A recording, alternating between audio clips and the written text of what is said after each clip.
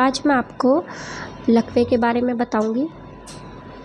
लकवा क्या होता है, क्यों होता है, कैसे हो जाता है, क्या इलाज कराना चाहिए, क्या करना चाहिए, क्या नहीं करना चाहिए, मैं आज आपको इसकी पूरी जानकारी दूंगी।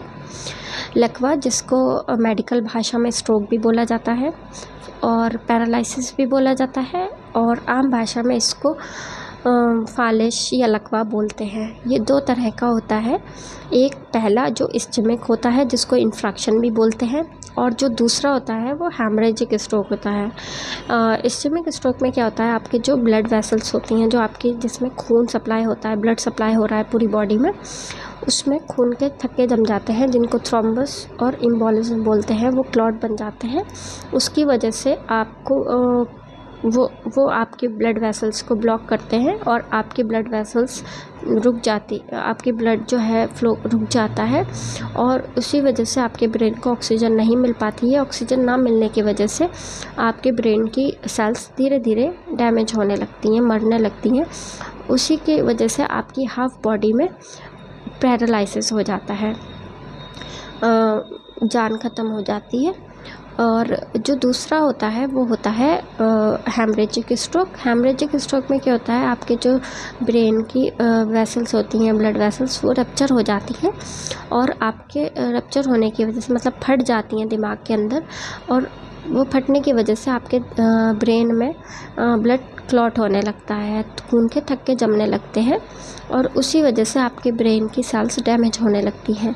ये हैमरेजिक स्ट्रोक आपने सुना भी होगा। लोग बोलते हैं उसके दिमाग की नस फट गई, उसके दिमाग की नस फट गई, यही होता है। और जो हैमरेजिक स्ट्रोक होता है वो मोस्टली हाइपरटेंशन के पेशेंट्स में देखने को मिला है। मतलब हाइपरटेंशन का मतलब होता है जिनको हाई बीपी होता है, उनको स्ट्रोक आने के चांसेस बहुत ज़्यादा होते हैं। और भी कंडीशन से होता है, पर जो ज़्यादा चांसेस देखे गए हैं वो हाइपरटेंशन के पेशेंट्स में देखे गए हैं। ये 90% क्योर हो जाता है अगर आप डॉक्टर की सही एडवाइस से करें। तो ये एक मेडिकल कंडीशन है। अगर किसी को आप देखते हैं स्ट्रोक आया है, तो आपको उसको तुरंत इमरजेंसी में उसको एडमिट करना है, उसका ट्रीटमेंट स्टार्ट करवाना है। इसका 25 डेज़ मेडिकल ट्रीटमेंट चलता है इमरजेंसी में।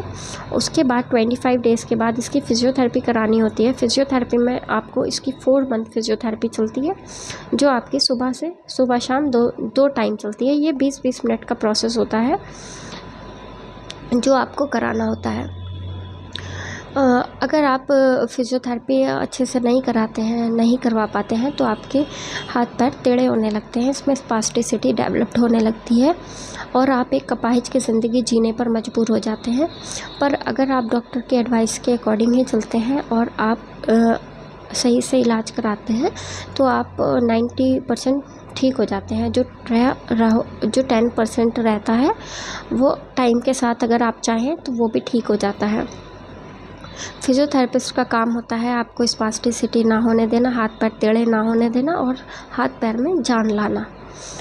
अगर आप स्वार के आसपास रहते हैं और आपको फिज़ियोथेरेपी करानी है, तो आप हमारे सेंटर आ सकते हैं, हमसे कंसल्ट कर सकते हैं।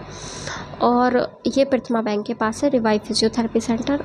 और अगर आपको और कोई क्वेरी है, कोई क्वेश्चंस है, तो आप हमसे कमेंट बॉक्स में कमेंट कर पूछ सकते हैं। हम आपको उसका जवाब ज़रूर देंगे। Thank you.